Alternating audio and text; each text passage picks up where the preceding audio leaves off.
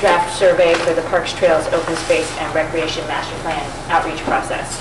I think the version we have in front of us, we don't actually have it in front of us, the version that we received by email is much improved. I want to thank the ad hoc committee and others for your thoughtful work and contributions. I think that progress has been great. We called this special meeting to sort out the any big picture gaps in an open forum so that we can be in a position to move the survey forward. As you know, this survey is not intended to be a comprehensive community needs assessment, and nor could it, no matter what its form or content. So I want everybody to stay realistic about our expectations. We can't get everything we want to know about people's interests in parks and recreation into a survey that's sufficiently short to get people to fill it out. So prioritization is important. Also, I want to remind everybody that we're really armchair quarterbacks in this process. We're neither experts or experienced in creating surveys, nor are the specific questions in the survey, do they rise to the level of policy matters. But we do, that said, we do want to be sure that the city's investment in this survey produces results that are useful as we move forward into future planning and policy deliberations. So again, I want to thank everybody for taking their time and giving this a really thoughtful review. We have 2 hours today. I don't think that'll be a problem if everybody's efficient. We kind of move it along. Hopefully you've all come with prioritized feedback for this review.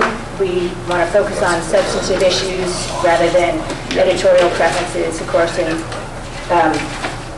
want to be mindful of everybody's having an opportunity to weigh in. So if I feel like we're spending too long on one item or on one person's comments, I may interrupt and move on, and then we'll come back around as time allows. I see we have some public here, so if anyone would like to make public comments, now is the time to do that.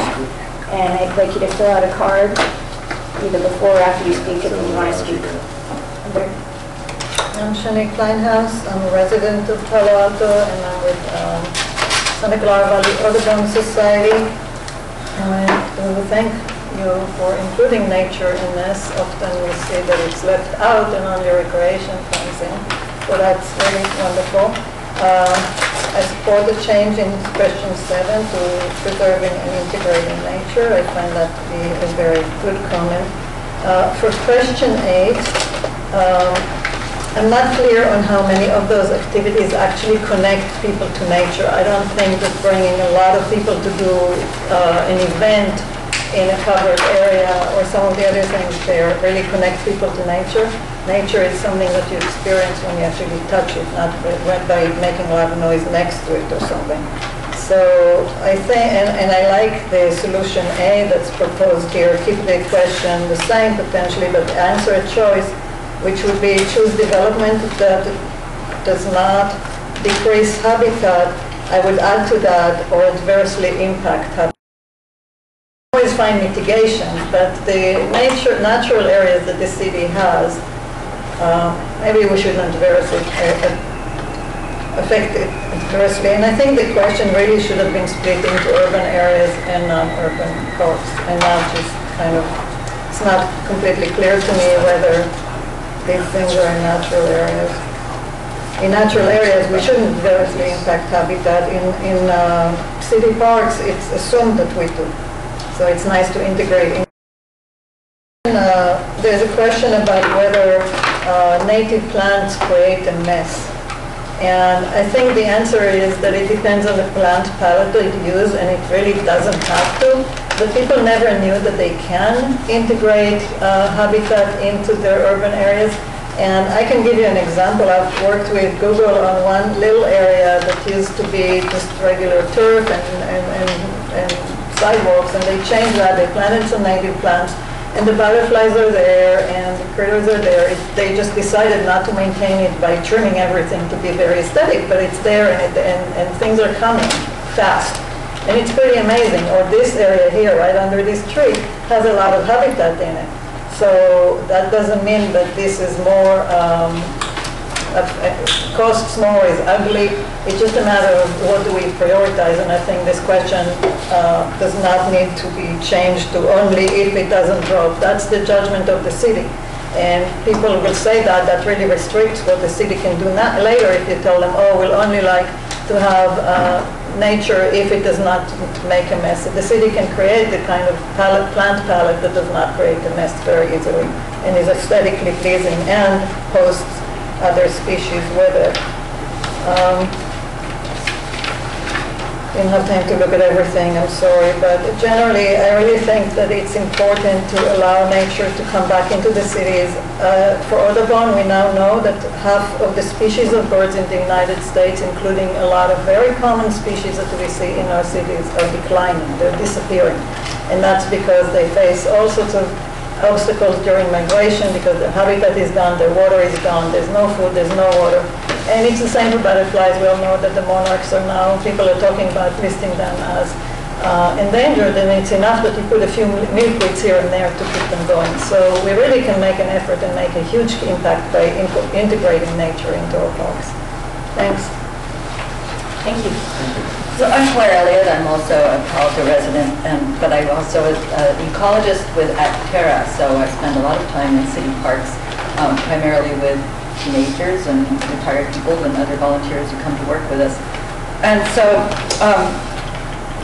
I'm also really delighted about the first section, well, the question starting with number 7 about incorporating nature into our parks, because that's what we love to see happen. One of the things that's not on that list is removing invasive species from park lands, regardless of whether they're in the urban area or in open space. That's an important thing, and I think you'll find a lot of people think so. This is one which hopefully we're doing anyway, but avoiding planting invasive species. I think people will probably not understand that, but there's a lot of invasive species like Mexican feathergrass. Oh, I'm sorry that you were sorry. There's a place in the interpretation section, number 28, saying sustainable practices, that you want to share with people that you're using sustainable practices like water conservation, but you didn't say that up front. At least I didn't find it. I may have missed it somewhere. But if you could put under, I was thinking number 9, that you could add using efficient rain, where did I have it? Conserving water through installing smart meters, efficient irrigation, and using leak detection, because leak detection is, leaks in parks are definitely wasting some water. Had some walk through parks with Miguel on Chacon, and we found some leaking problems. Everybody's yard has that, and it's something we really need to work on. Installing rain gardens and swales to increase groundwater recharge and reduce flooding is something that you could add in there. I know you want to keep it short, but I think these are really important as far as a sustainable park means that you're reducing the amount of water we're bringing in from Hetch Hetchy. You're taking the water that falls as rain and using it instead of making it, letting it be flood water. Sourcing recycled materials or quarried materials that are quarried in an environmentally sensitive manner, so that if we're putting gravel or DG in our parks, we're not making some environmental disaster somewhere else where they're being quarried. Those are the primary ones for the first page. And then I only have a couple other little things, which meeting community needs. One of the ways that Actera is helping the city to meet community needs is by involving volunteers. And so I just think adding maybe to that list under 25 is volunteer opportunities, because there's a lot of people who appreciate that and or want it for school credit. So I think those were my primary comments. Oh, there's a couple things that came up during, I went to one of the parks master planning community meetings, and a lot of people were talking about how a lot of the issues they see in the parks are because the contractors who are maintaining the parks aren't being educated on sustainable landscaping practices. So things like leaving some leaves in place, not blowing everything, and what plants are weeds and what plants aren't weeds, because there was some removal of what could have been very attractive native plants because the contractor thought it was not supposed to be there and took it out. So some education on contractors, and also the smaller thing is dark sky compliant lighting. That was one that was a very important one. is important, but again, I understand your need to make it short, but that's just a fit that in. Thank you very much. Did you want to speak? Okay, then with that, I'll say, why don't we turn it over to Ryan to summarize where we are. Oh, You have, I'm sorry, can I have 30 seconds? yes. There was an important one, I thought, because number, what was it, 20, way down towards the bottom, it was about the leftover land at the golf course, and there wasn't anything about hiking or bird watching as being an option for the recreational use, and since it's baylands, that seemed like an obvious one to add there. So number 24. Question 24. So adding hiking / bird watching. So habitat, creating habitat for, maybe there was creating habitats for hiking and bird watching. And I support a dark sky thing about, there's some of the parks have so much light in them, and people don't go there at night anyway, but it's really distracting to pictures. It's a balance between safety and... So now we'll turn it over to Ryan to talk about this paper before you, and he's going to summarize where we are, outline some of the simple changes that are underway, as well as some of the sticking points. The paper before you has some comments that were raised about specific questions and that may need some further explanation or discussion, and we'll let him take it from there. Ryan? Okay. Just a sound check for everybody. Is everybody able to hear me pretty well? Yes. Yes. Great. So I'm just for reference, I think I picked up everything in those last conversations, but I know that as is often the case with phone-in opportunities here, the people sitting furthest from the phone might need to speak up a little bit more so that I make sure I get all the details. But wanted to, second comment from your chair about thanks for all of the feedback. We've kind of gone through 2 stages of all of you providing feedback, a number of iterations with your ad hoc committee that was working specifically on this survey, and I think that we've really resulted in a lot deeper thought on these questions and a lot of cleanup as well. I wanted to just kind of break down overall our comments into a couple of categories that the first of which I think we can kind of say, okay, thumbs up, we're taken care of, which is a lot of people were able to help us clean up the online copy of this survey, which just inevitably, whenever you're transposing stuff from one form into another, little errors creep in or remain, and I think we got a lot of those knocked out in this last round of review, and there were a few points that were down to commas and question marks and things like that, and a few that were about let's make sure that this word is consistently used across the question, or a little bit of clarification. So we have gone ahead and edited those in the version of the survey that you are looking at. So if you are finding a typo or something like that, I think that it may be one that we have still missed. So if you run into one, that's out there. But really, those comments have been pretty much taken care of. We really appreciate that level of feedback. We also, of course, had the kind of first look, which you all given a Word version of this, and we got a number of comments back from various different commissioners that we've been trying to work into this draft. And what we would like to focus on at this point really are the questions that kind of have come in since we released the online version, which represented the kind of latest and greatest version at that point to you all. And I think what we're looking at really is the kind of whittling down of, we're down to half a dozen or so questions that people really had some lingering content or suggestions around it. So I wanted to just kind of walk through those.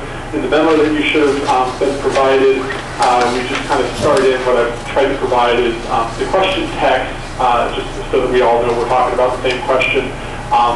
And we copied in just verbatim the comments that we had received about that question so that you could understand that we weren't interpreting your thoughts on that question. And then a recommendation from our team just on the basis largely of looking at the whole picture of, I think, the kind of usability of the survey for the respondent, which is a really important topic for us. We want to make sure that we have a lot of things that we want to ask people here, and we want to make sure that we get people all the way through this survey. And so we're trying to be very conscientious of time and wordiness to try to make it clear and as concise as possible while still covering a lot of topics. Another kind of global point I would say is kind of is related to that is balancing the level of detail at which we can expect people to be knowledgeable. You all as partner commissioners have a lot of specific ideas and knowledge that is going to, naturally inclines you towards wanting to push in one more level of detail. And I totally understand that, and a lot of those level of detail questions came up over the course of the review of the survey. We tried to accommodate them as best we could. I think that the remaining ones are mostly about kind of going one step further than we would recommend. And so, and then I would say maybe we just walk through, starting with question 7 here. 7 and 8, we just heard some good thoughts about in terms of things that are possibilities inside of our parks and preserves to improve them. And I think that the intent of these two questions is really to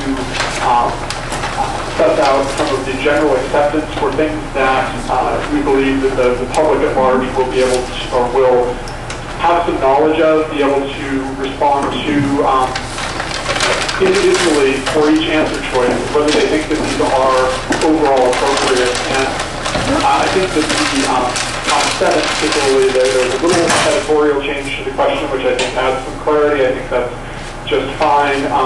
Overall, on the answer choices, there was some discussion about how much detail should we be getting into here, and particularly around the idea of understanding the trade-offs. And I want to just put out there for your consideration, I don't think that adding more detail, I don't think that we would be able to add enough detail in any scenarios that we would really be able to cover all of the various possible trade-offs, because we are talking at the system level here.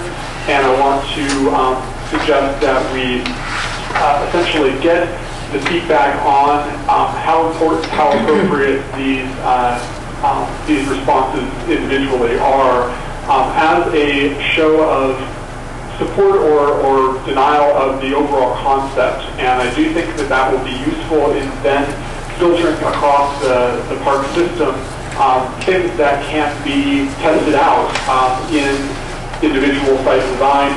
As projects get to that next level, those individual trade-offs will really be a part of those discussions. And so it's at that stage, it's really about what level of response we're going to be able to get at. So that's really where we were falling out with 7. I will note that in the comments there, one of those, a similar level of comment that actually related to question 9, but was kind of, I think, on the same topic there. So that's kind of where we came out with 7. I guess I would like to ask at this point if we would like to run through the questions that we feel like are the overall kind of remainder questions, and then come back to discussion, or if there's a preference, perhaps the chair would like to. Why don't we go through them all and make sure there aren't any others that we need to get on the table for significant time. But let's try to do it a little bit more quickly. Yeah, more of a summary. So 8, really the function here is overall about finding openness to adding additional features into your preserves, and specifically the preserves for the reason of getting people to those places and possible activities that people would feel comfortable with. And we heard some comment on that. Made a recommendation essentially that really the intention here is that if people do not feel like these are appropriate, they get the opportunity to vote that way. and overall that this question probably should stay the way that it is. Question 12, really diving into, the main comment was about emphasizing that this is about improving or adding, acknowledging that some of these things are already happening in the park. And then there was some confusion because I believe in an earlier, I think that as we were editing, one comment about one answer choice was added about dog parks that was really intended to be in the following question, and that was about maintaining the existing dog parks as, instead of adding as a feature somewhere else. It was really about saying that we shouldn't be adding additional dog park facilities as a choice.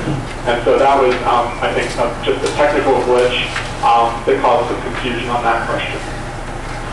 On 13, which really does get into that dog park question, I think the clarity about the first answer choice being about dogs on leash for all neighborhoods for consistency of language, and also adding that answer choice about no additional dog parks as a possibility, basically the status quo option.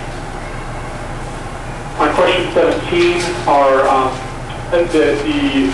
the suggestion, the comment was to try to dive one step deeper with the, as we understood it, with the people with disabilities specifically as a category, and desire to ask people to specify a little bit more. We do have the opportunity to specify, or we do ask, rather, the opportunity to specify what improvements you would see by population.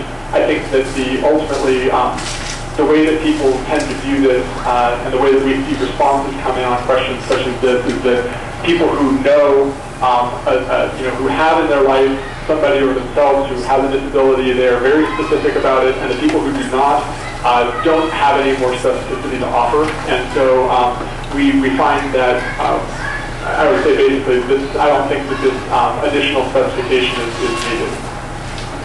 On 20, we are really looking at, again, a little bit more detail than I think we're going to be able to get at this particular question, the desire to,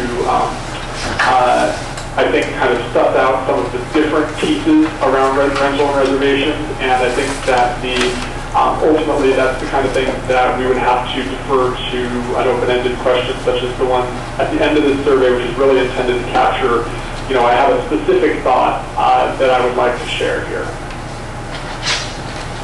For 22, the comments here were really focusing around the option choice that was about concentrating competitive sports play at highest quality sites to allow more diverse use of neighborhood parks. The intention of this question is really to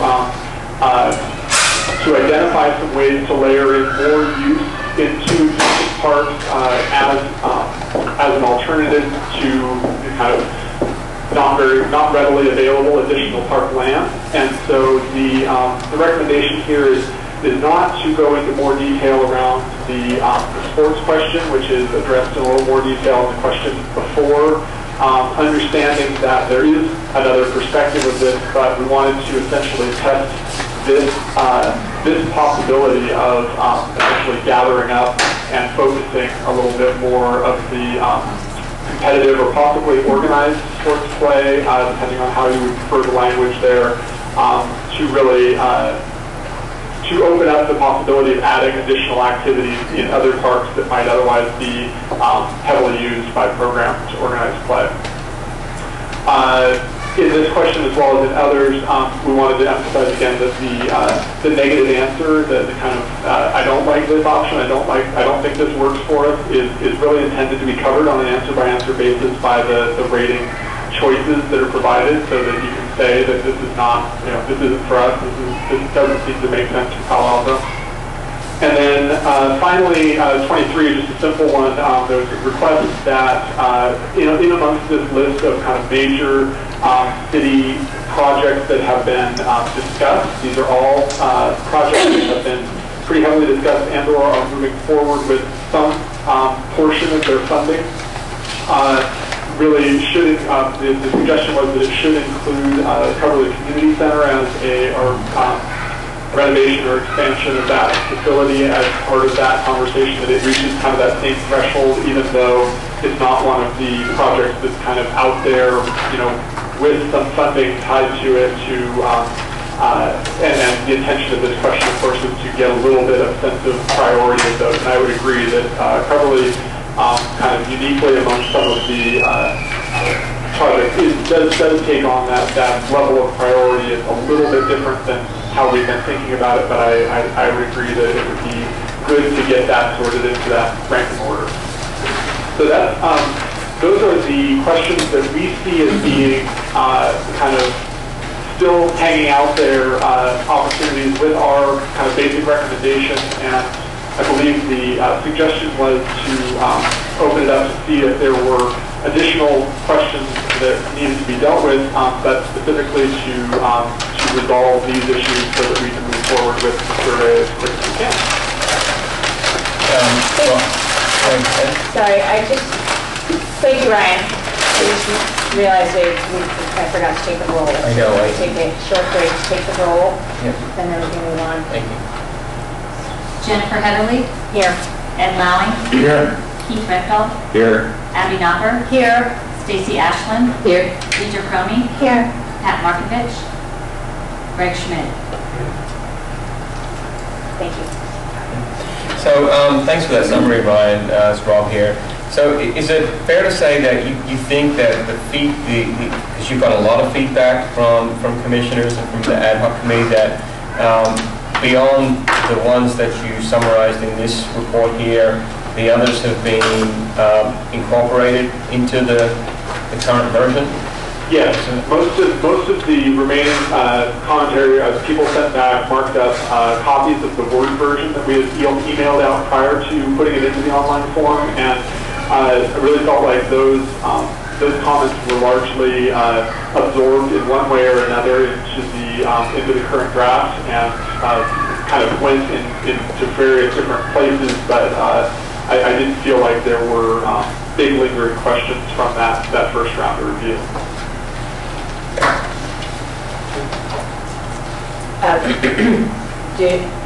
I'd like to ask if anybody does have big lingering questions that they don't think are included in this list. Beyond this, or beyond this, to add, so that if we have other big issues we need to fit into our timing, I'd like to get them on the list so that we can talk about them. Commissioner Cromie.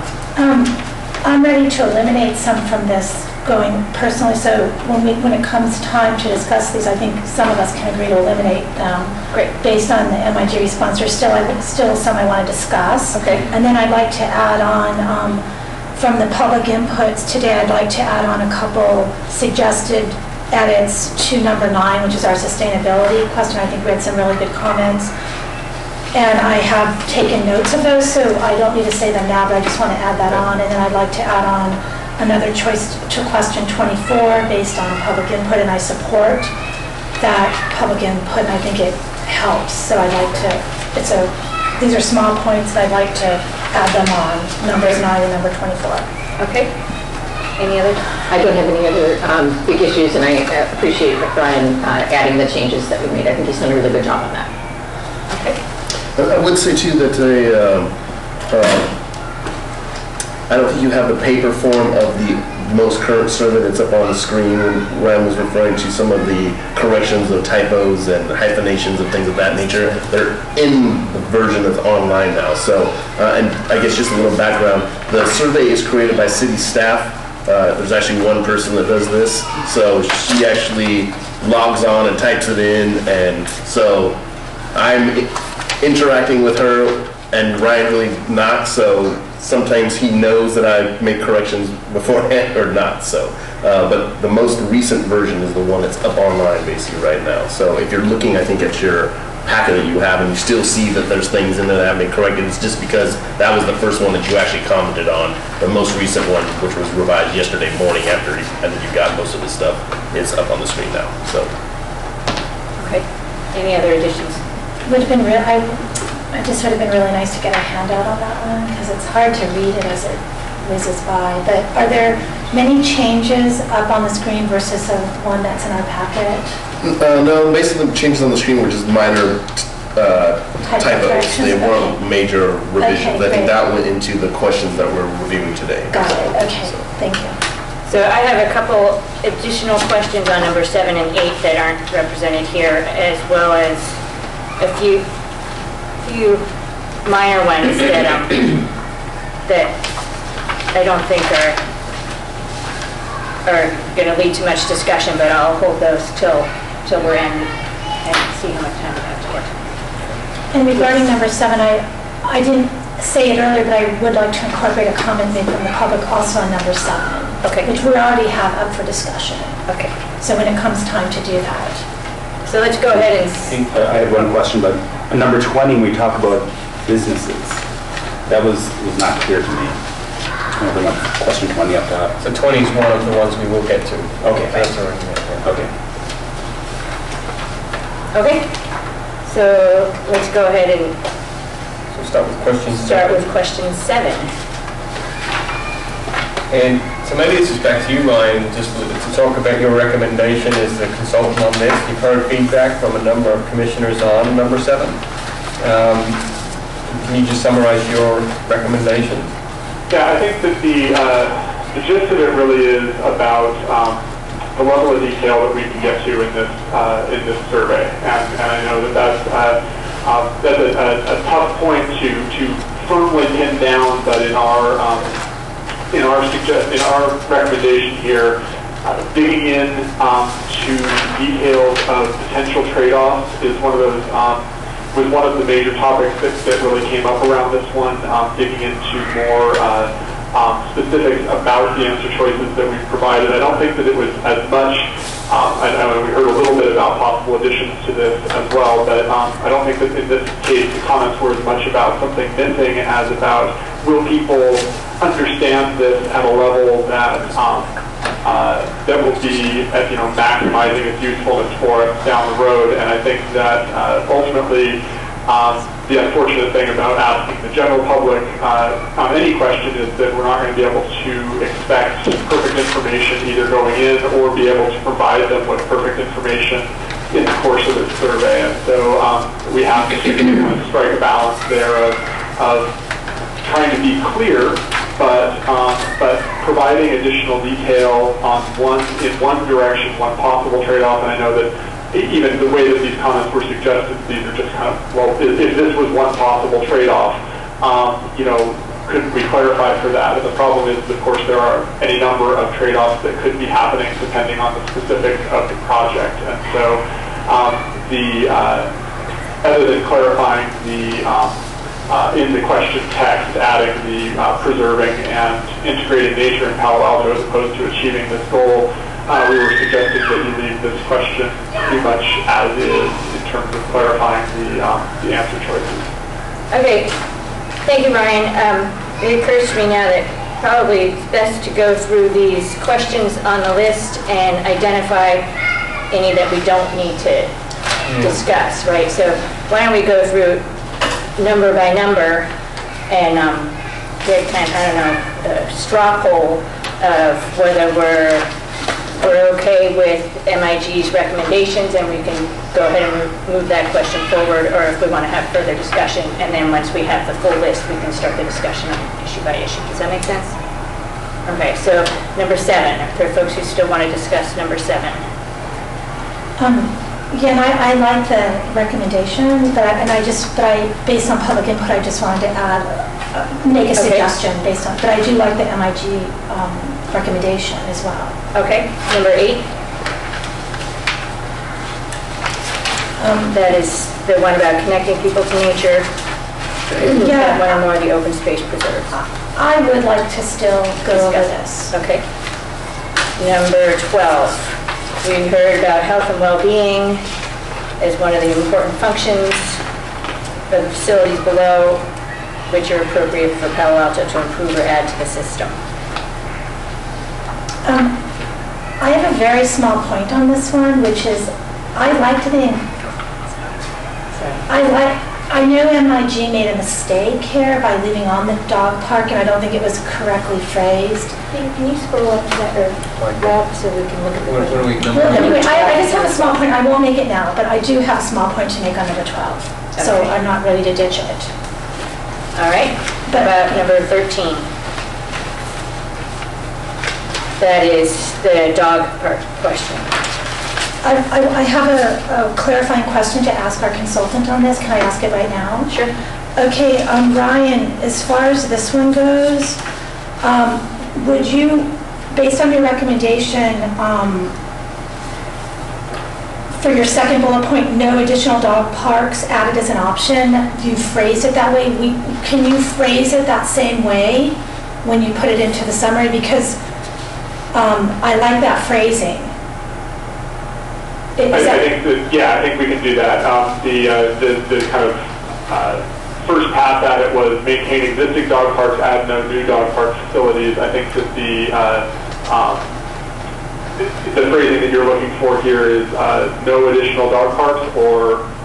Yeah, I think the phrasing of maintain existing dog parks is just not strong enough, because I'd rather say what we're meaning to say is, which we're not adding. You're basically wanting an answer choice in there that says you're not adding. You can add it as a Let me separate. add to that. Sorry to interrupt you, Joe. I think that simplifying that. It seems to me that the first option and the last option are really the same option, do nothing different. You mean Don't saying, add anything, you mean, don't change the current policy. you mean doing not appropriate? No, I think the question, the option is the same meaning. Okay. So I would eliminate one of them, Yeah, rather than try to rephrase it. Or combine. I agree. Okay, Well- that's, yes. Although the last one could be interpreted as being improved, because they're Well, dog parks. but and we know they all need to be improving. improved. It's maintaining. Like you say, improve existing dog parks and then add no new dog park facilities. You're just basically focusing on the one that we have to modify the end of that question. That would work. That works. Yeah, that works. Yeah, that's actually asking something. So does that meet your need too? Improve Yeah. existing dog parks, add no new dog. No. Yeah, I think for people doing such a long survey, the most explicit way we can state something, like that first answer choice, I agree with you, Jen, that it is saying the same thing, but it doesn't hit you in the face. It's just a very So can we confusing agree to choice. change that last one to improve existing dog parks, add no new dog park facilities for the last one? Yeah, maybe have. And then call it Yeah. a day on the dog question. Yeah, I think that's good. What about the second question? Which one was the second question? Second choice. The second choice there. I mean, if you're talking about shortening the survey because it's too long, are we seriously considering having off-leash? And is there public support for that? I think that's why the question's in there, to see if there's public support for that. To change the leash law. Right. Well, I like it in there because it's what everyone is doing. Everyone is doing this. And so I feel like we should capture it just to know where we stand in the community. I mean, I'm open to your, That is the model that Mountain View is pursuing right now. They're in a pilot program to try that. Off-leash. So there is some talk in the community about that as an I mean, I've lived next to Hoover Park, and every time the kids go out, they get dog waste on their shoes, and it's just... Well, you can vote Yeah, not it's just- appropriate. Yeah. Right. I think we could have done this better. I think we could have had a whole question on this that really dug into, this is a very complicated topic, an idea of changing the leash law to having no fencing in certain areas, and people would want to weigh in on this in a fairly complex way if we gave them the option, but we don't have, that hasn't been determined. We don't have the space. Right, and since this is just a general survey, if you think of it that way, that when MIG does all of the results and they see that people want to change, it's very appropriate to have off-leash, then when we dig deeper into the master plan, that's the opportunity to go deeper. But for the purposes of a survey, this gives us sort of that, temperature check, for lack of a better way of describing what the community wants. If the majority of the community that takes the survey says, improve the existing dog parks, don't add anything, and everybody hates the idea of designated off-leash, then you have the answer to your question. And so I just think improve existing dog parks and then move on. That's it. Because Okay, so let's see if we can close it out on this question. I had a question for Commissioner Rectal. I think a solution when you feel uncomfortable with a choice is to make sure the choice that you're most comfortable is well presented on this list. It's a way of bookending it. If there's something there that makes you nervous, I think it's really important that I'm all about having multiple options for answering these questions. Are you feeling that the answer is an anecdote for that one, other than saying not appropriate is on that list? I guess I don't want to ask any question that we're not seriously going to use the answer for. And if 60-70% of people said, yeah, we want off-leash, would we seriously consider making off-leash on all parks? Not in all parks. That question doesn't say that. That's very important. It says it's very important. If you'd like to talk about this offline, Jennifer and I are the ad hoc on this, and we've done a lot of due diligence with staff already on this particular subject. If you think that we realistically consider doing this, then leave it in. That's the short answer. I'm surprised we're not having anything related to enforcement on the options that are provided, because what I'm hearing is that people are frequently doing off-leash in undesignated areas, and if that is a concern, and it sounds like it is, why is enforcement not an option that we're providing on there? I can't imagine anybody's going to say don't enforce the leash law. No, that's exactly what I'm saying. Since it's not enforced, if there was an option that said we will enforce the leash law, then people could choose that, but it's not. I don't think we can promise that at this point. So I think that complicates the issue significantly. I would oppose that. Because it's harder to enforce than it is to... We don't have the budget to enforce. It seems like we were close to consensus here if we added improve existing dog parks as one option, and a separate option was to add no new dog park facilities and leave the rest. It seems like general consensus around that. I think so too. So yes. Do that. All right, let's take it off the table. And then 17. Are we ready to say goodbye to number 17? Share ideas you have for activities or programs that would better serve any of the following populations in our community. I agree with the MIG recommendation on that one. I do too. I do. All right, so we're good for 17.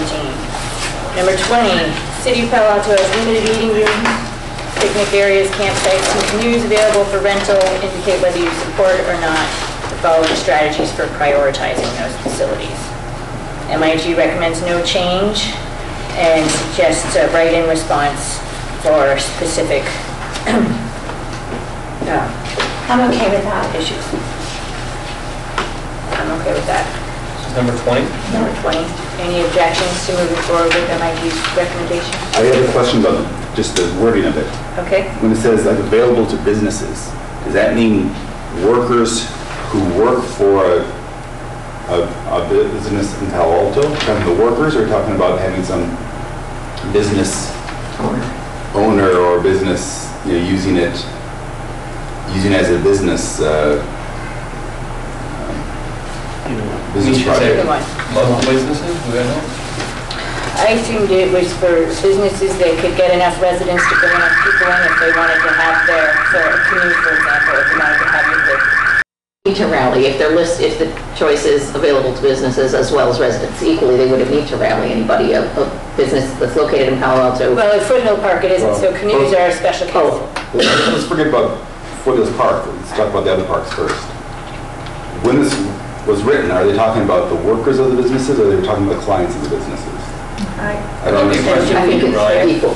I think it's equal. Because I'm having a hard time hearing the other side of the room, sorry. Why does it matter? I'm trying to follow from The business wants its clients to come to the park or his employees, what difference does it make? So It's a question Speak up, you on can't hear. question number 20, the available to businesses as well as residents answer, and what the businesses is actually referring to. Is it referring to the actual business and workers of that business, or does it deal with, well, what's your perception of what the businesses is meaning there? What's your intention? I would say that Well, let's get the concern on the table first, Brian, before you try to answer it. Sure. What is your concern about businesses? To me, that's two different questions. One is, is this business using our parks and renting out canoes or renting out facilities? Or are these people who work in Palo Alto and want to use the parks?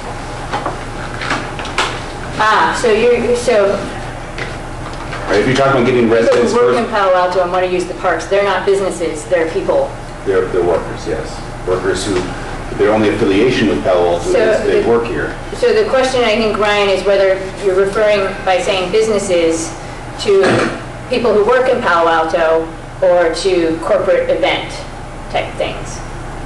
I think that the thinking behind this was primarily about corporate or private events, private opportunities, and not so much the employees. Although I do know that that is, I know there's the kind of after-hours pickup game issue has been raised a couple of times.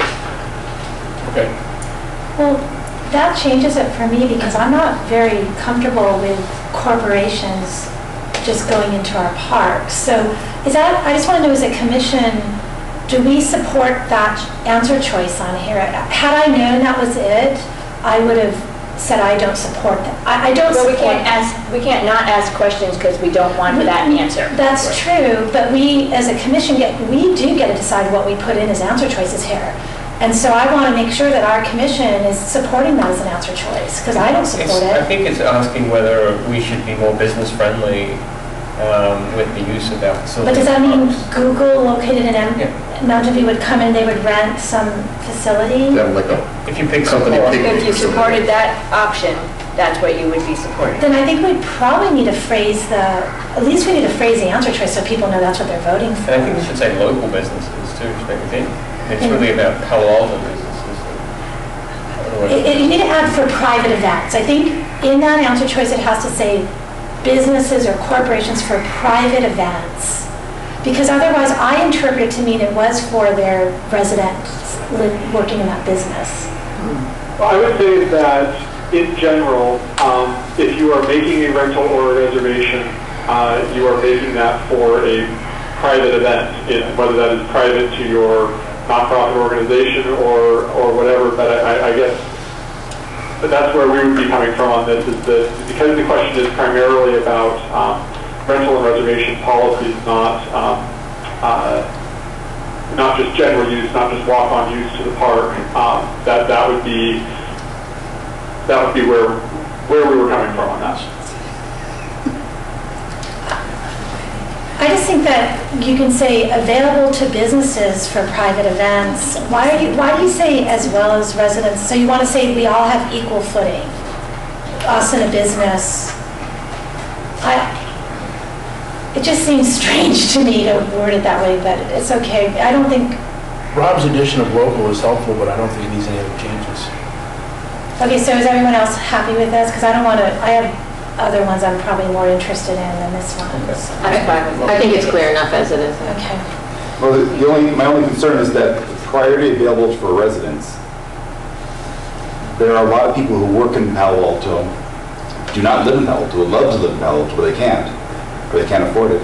And so they work in Palo Alto and they use the parks before they go home.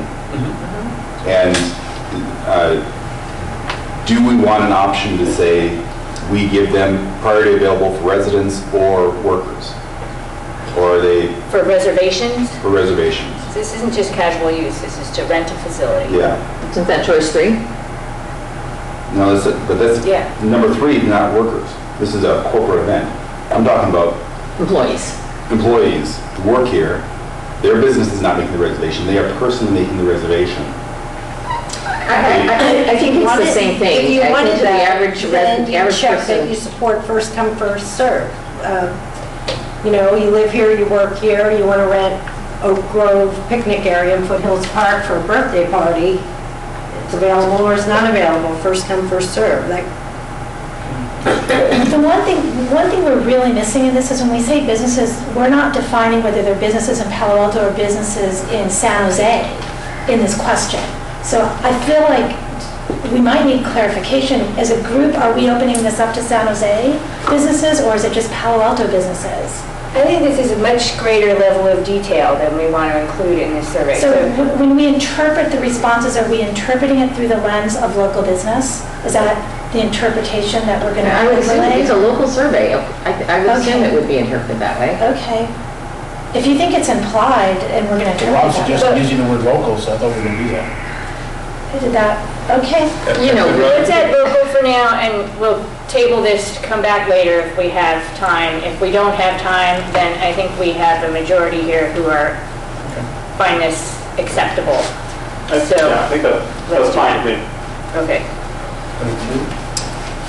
Number 22, Palo Alto is geographically surrounded by other cities in the Bay, limiting new land that can be added for Parks and Rec. How well do you think the following would work to enhance the park system? I had just a small comment on this one, Ryan. I wondered why you changed the language instead of saying how appropriate do you think this would be for Palo Alto, as all the other questions were. You changed to how well do you think it would work? And I think that confuses the question a little bit, because I don't think the public, your average Joe on the street is going to know whether using easements would work well, because they don't know where they are or what they'd like. So I would encourage a reversion to the same how appropriate language that we used elsewhere.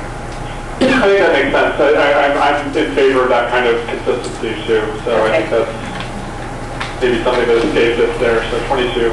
In terms of consistency, if you look at questions 21 and 22, for 21 you have support on the left-hand column, don't support on the right-hand column. Then when you get to 22, it's flipped. You have not work well on the left and work very well on the right. So I just think for ease of filling this out, you need to choose one. Even though it's a different style response, I think it has to be consistent with the negative on one side and consistently through the survey. I would agree. That's a really good catch. 20 and 21 both. When we went to the support, not support. And you can look through here. It got entered the opposite way. And you can look through. I didn't look through exhaustively, and I still want to bring up a point on 22, but I'll bring it. We're still making it through the list here. Yeah. Okay. So 22, we're going to come back to discuss. 23 was adding cover the community center to the list of responses. I think that's already happened in the online version. Is that right, Peter? Can we see that? So, can you just scroll? And I had city staff add that. Ryan doesn't, I don't know if he's looked at the answer. Renovations to the cover. The other remark I had on this one is that there are technically 6 answers. So I think we need a line 6 down there. So. Yeah, I noticed that as well. So we'll add a 6th item. Yep. Okay, so we'll take 23 off the table. Well, I just have a question. When you speak about renovations to the Clubber Community Center, is that a current plan that you're referring to? No. So it's just an idea? Okay. Okay. Okay, so let's go back to number 7. So can I just ask a quick process question? Yep. Chair? We're 50% of the way through the meeting. And I think essentially the rest of it is somewhat about, we've given suggestions and they've given their recommendations.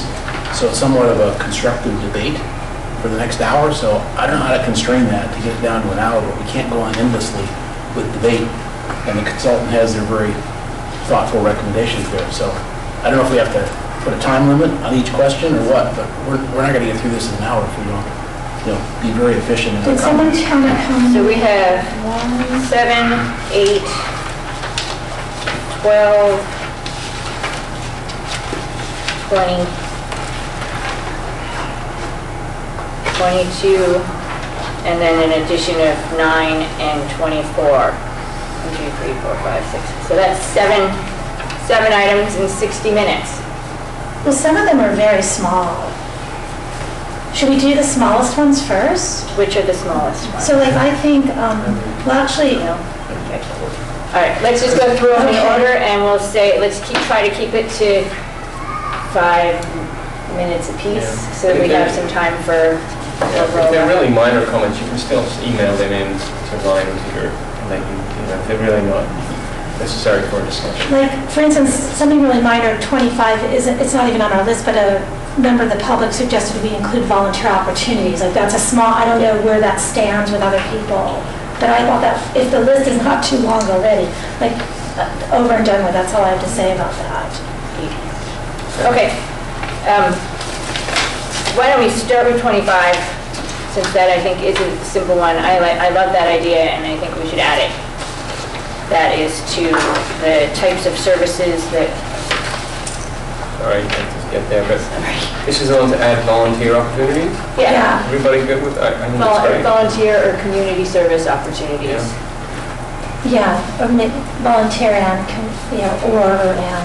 So if we can add that, Brian, you okay with that? Yeah. Okay. Okay. Now we'll go to number 7, and Vice Chair Lowing will be our timekeeper. Let's shoot for 5 minutes. Number 7 is about the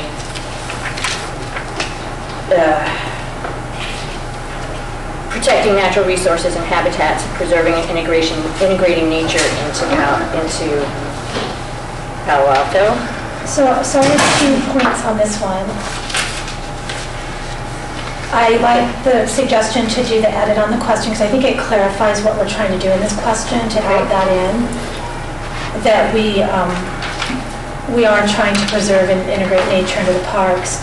And so I liked from the public, the member of the public who mentioned we might consider adding remove invasive species from parkland as a choice because that's a big part of preservation.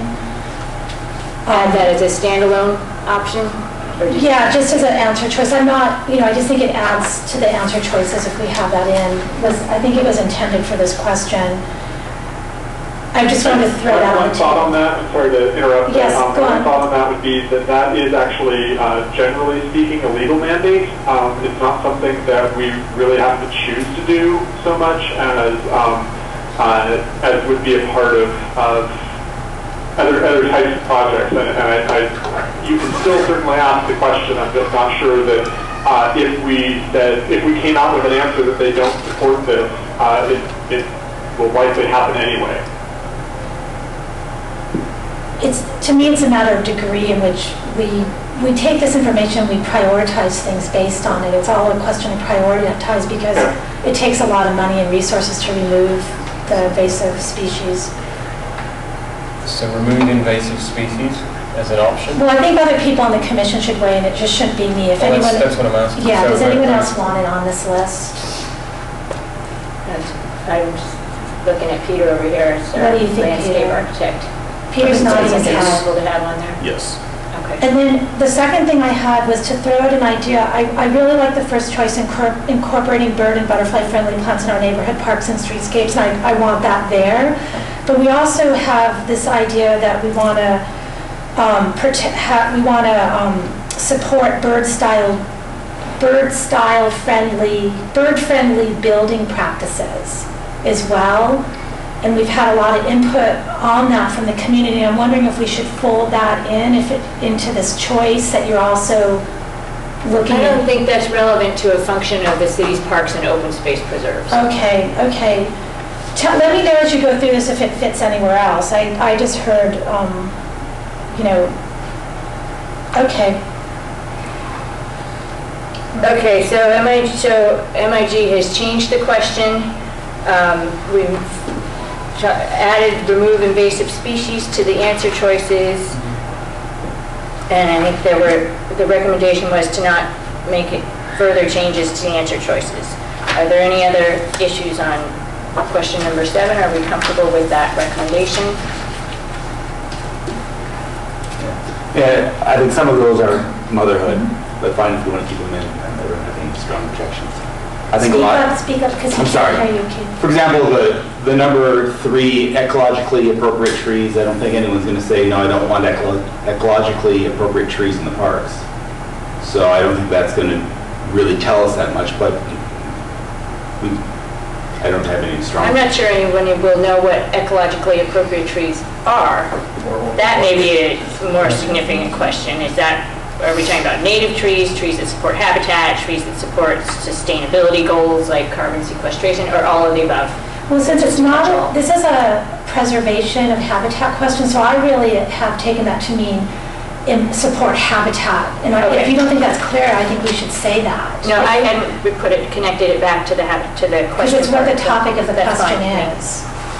We have a sustainability question coming up. Okay. So number 3, are we talking about adding the number of trees, or like when a tree falls down, planting that with a more appropriate species? What are they asking? This is increase. So they're saying increase the number of trees also. That's You know, what I like, would- personally, from a preservation point of view, I don't even want this answer choice there, because where we have our questions on trees and habitat, often we don't need as many trees as people want. So sometimes I find they're incompatible, but the fact is, if it needs to stay there, I think we should just really emphasize that it's to preserve habitat. Call a question. Okay. So are we ready to move on this then?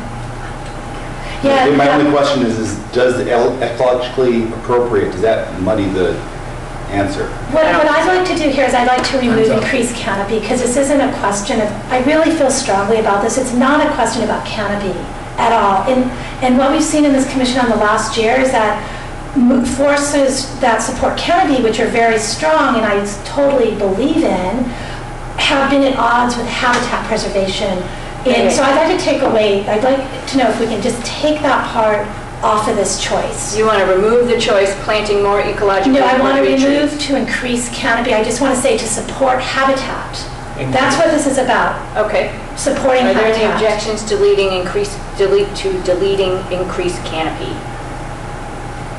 Seeing none, let's go ahead and unless Ryan has a strong objection to that, let's take out increased canopy. Thank you. I really And appreciate that. We'll move on to the next question.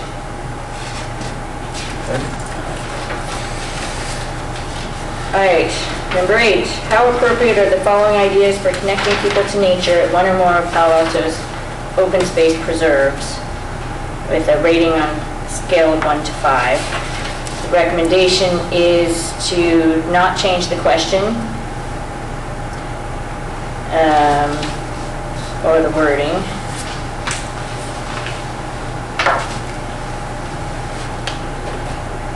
I have one concern about this question, and that is I think people feel very strongly about these 3 individual preserves taken separately. They have strong opinions about the features that are suitable to each one. So when I look at this question, I think, well, if I'm somebody who is going to fall on my sword about whether if we put paved trails at the Baylands, then I'm going to say 1 for that, regardless of whether it might be useful at a different preserve. So I wondered, this is sort of an organizational question for you, Ryan, whether or not we could just add, is it possible to add a space so that people could designate where? So maybe a question, if you favor this type of facility, at which preserve would you like to see it? Or if you strongly oppose this facility at a particular preserve, which one? Is that something that could be doable, or is that too much detail? We went back and forth on this one a little bit because there was kind of a competing desire to either get the rating of how appropriate or inappropriate do we see these things, or that specific about location. And I really feel like ultimately for space concerns and various other things, we kind of have to decide on one versus the other, and I understand arguments for both. The primary, I think you made the good case for the, kind of, essentially you would have 3 checkbox, where do you see this as being appropriate, and we would assume that it was not appropriate at places that people did not check. And the pushback kind of came as well to, well, but we kind of need to know, what level of support, along the lines of what we've asked in other questions here, what level of support do we have for the various different answer choices? The only way to get both that makes sense to me and is feasible within the structure of this is to essentially add a whole other question, which is a fairly substantial add to this survey. So it's a choice that's out there, but I would say that we're just something that didn't get mentioned early on is that we are, I would say, over on an average. I think we are over a 15-minute survey here by a minute or 2 based on a little bit of testing that we've done. Okay, so I'll defer to your judgment on that. Add whole questions especially. Okay, thanks. Other comments about question number 8? Well, My problem with this question is that I didn't think all of these things connected people to nature, so that's why I suggested solution, that's why I liked solution A. That's actually one that I had suggested that's on this. So if you look at where that is, so I feel like this is a development question, really. It's phrased as connect to nature, but it's really what developments would you like in the park, and then parenthetically that might connect some people to nature is how I look at it. So that's why I said to really keep this as a question that everyone can answer, even if they totally disagree with these things. I was suggesting to put something that said you could choose developments that do not impact nature or do not impact habitat. You have the choice to say no, basically. I choose none of these. I choose not to have development.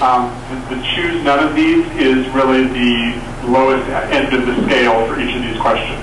My concern about having a choice that implies that there's an option here that we can do something without impacting habitat at all. If that ends up being a high rating, essentially you are negating doing anything. That's exactly what will have some impact. That's exactly my point. I want that as a rating because then we know where we are on the. You just said exactly why I want that as a choice, because I want to know in the scheme of things where do people stand, because if that's a highly rated question, then you know as you're developing policy that people really care about oversight of developments to preserve habitat. It's a way to ask that question. And it doesn't mean you cannot do developments at all. You can still do developments. You can find ways to do it, but you might do it a little bit differently. So I really want people to get to say that. Is it so threatening to be able to say that? People can also say other things in this question.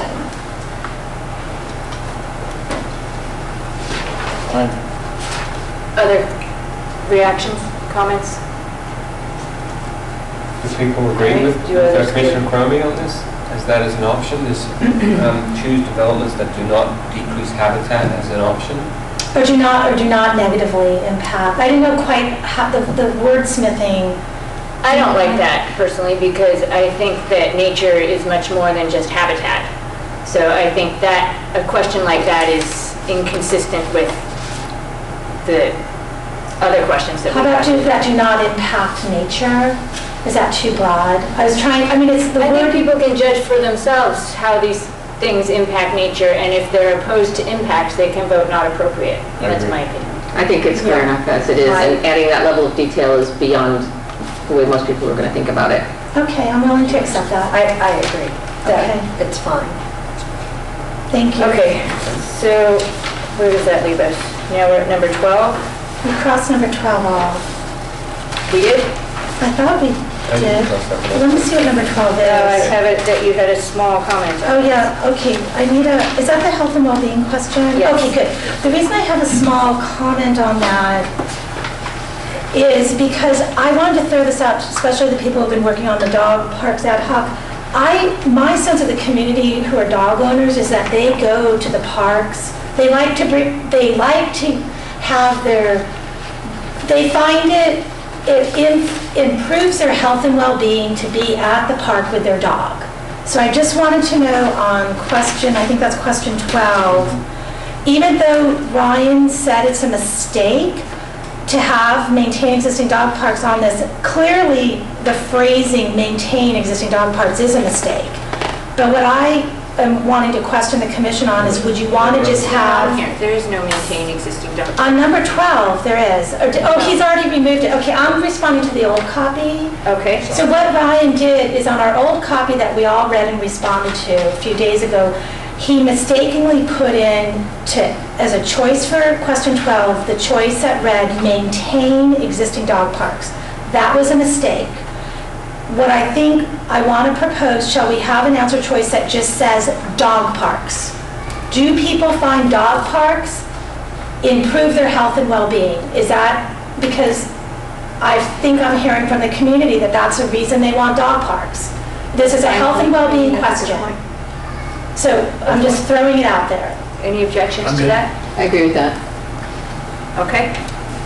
So we're gonna Ryan, in add that dog- case, we would just add the word dog parks to that. 2 words. Okay.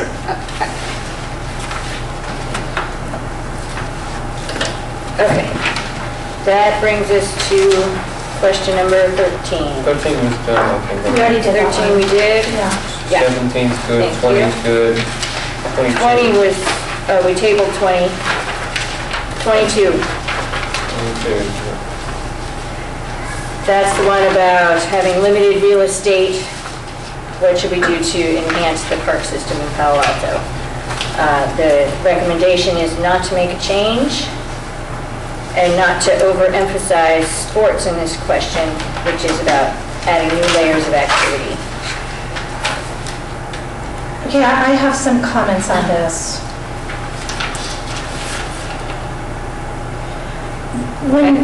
I think that a perspective that's not covered in this question has to do with how much people value doing AYSO soccer in their neighborhood parks. I read an early report it was either called Got Space or Got Fields.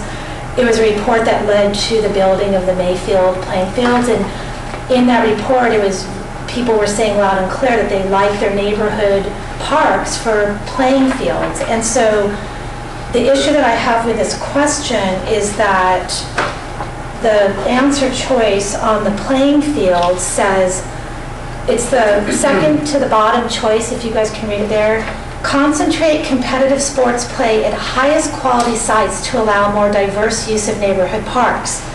And I think that's saying the exact opposite.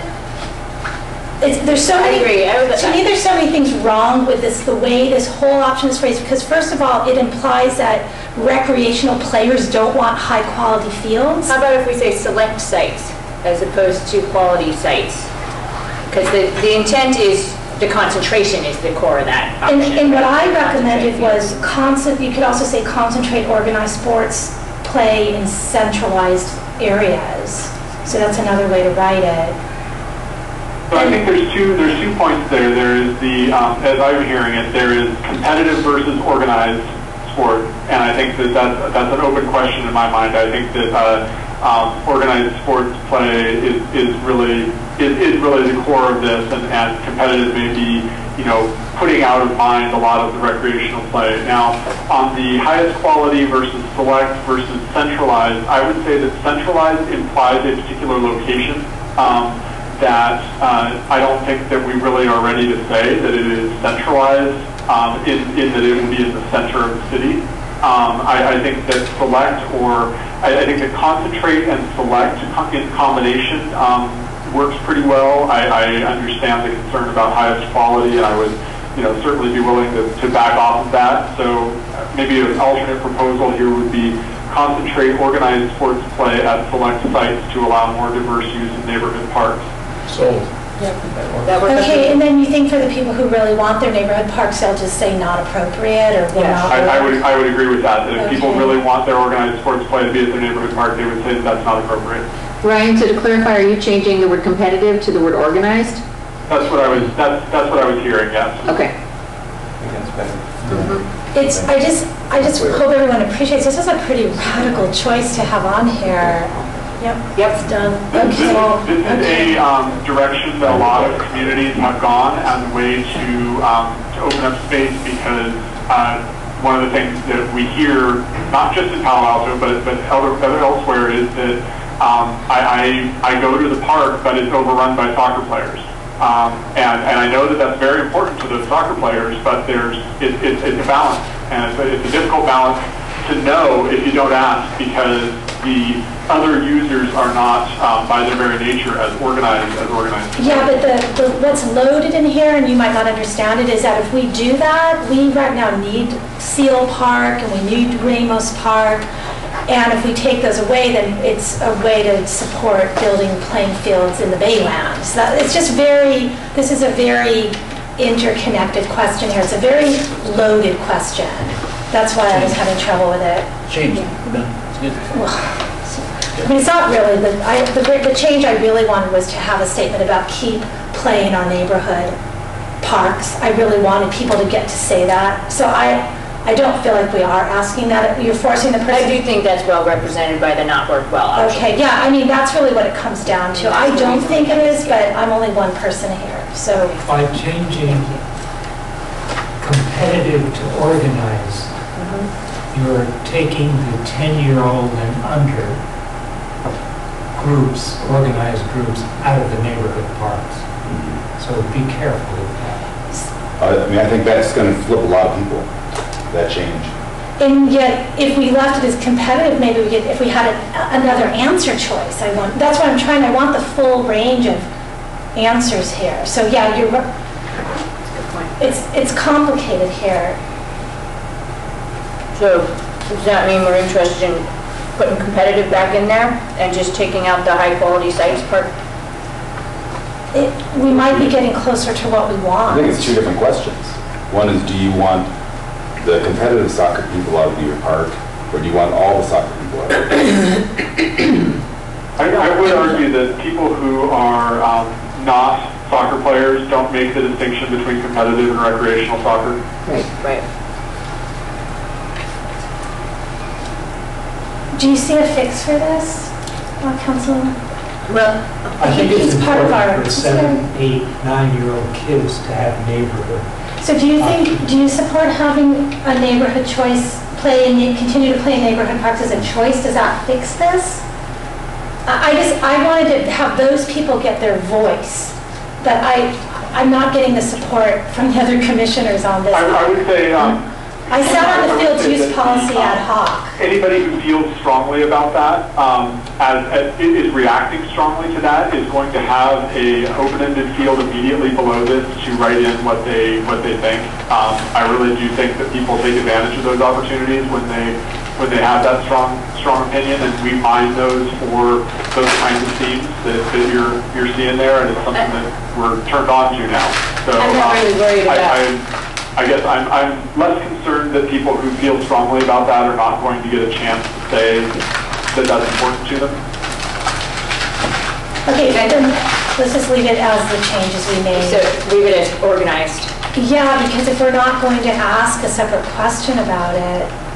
I'm not concerned about using the word organized, sending all our little kids out to the Baylands for soccer. I think that's another policy, that's a policy decision that comes later down the line that can be informed by what we learn here, but informed also by what we learn from the public and other things.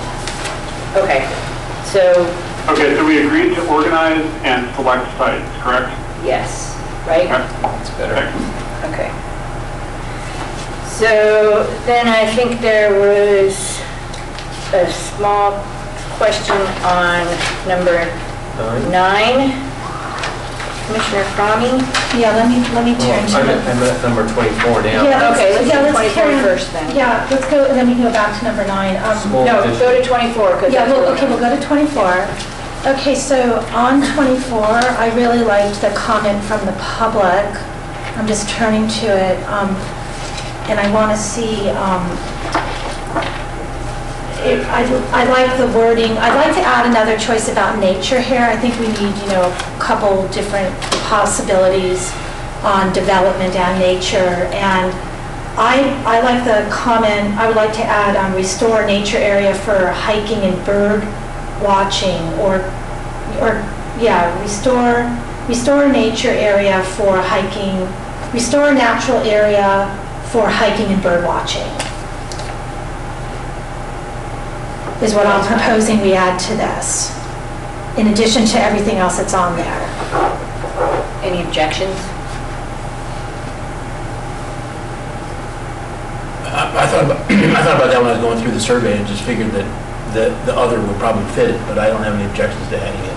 Thank you, because I think I'd rather give it as a choice. It really gets people thinking about it rather than having to, others are a really high bar to have to put something in other. Or, I understand that too. Just for consistency in the language, because we are asking what kinds of facilities, we might want to, what facilities It would just be nature area. Appropriate for this site. I think that, and I would probably tweak that to just be more of a statement, not necessarily the action of restore, but a natural area for hiking and bird watching or something along that line. Yeah, that's okay. Good. Okay.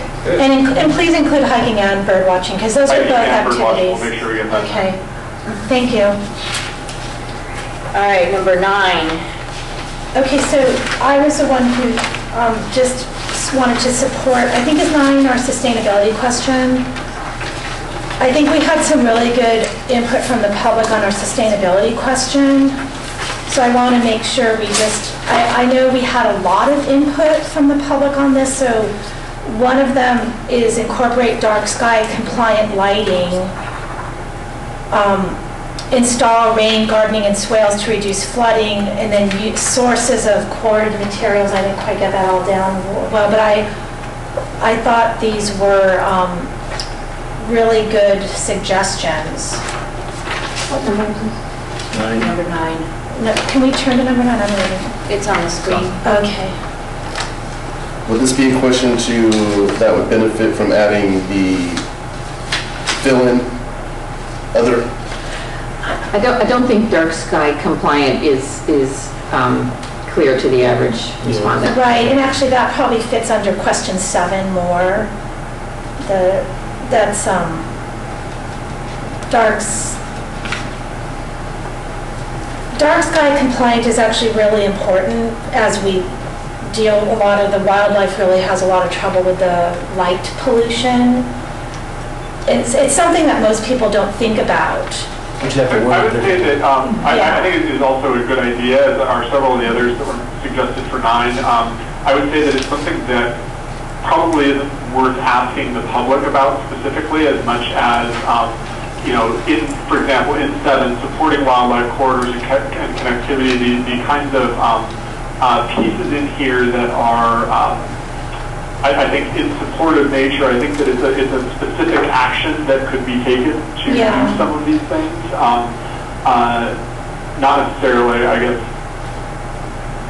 I guess that overall it's the habitat piece there. It's actually I guess I'm a little bit hesitant to ask them a question that they may not understand, because I don't want to get a response that this doesn't mean anything to me, and then feel like we can't push that forward. Yeah, I thought of a workaround that I wanted to throw out. It could be for question 7, like built structures are habitat friendly. It's really, we're talking about built structures, which is a part of what we do as we develop, as we go in and make more recreation in our open spaces. We bring in these impacts, and once you put in trails, people do want to have lighting sometimes. So sometimes it's nice to capture that, but if you think it's getting too complicated, I'm okay with that.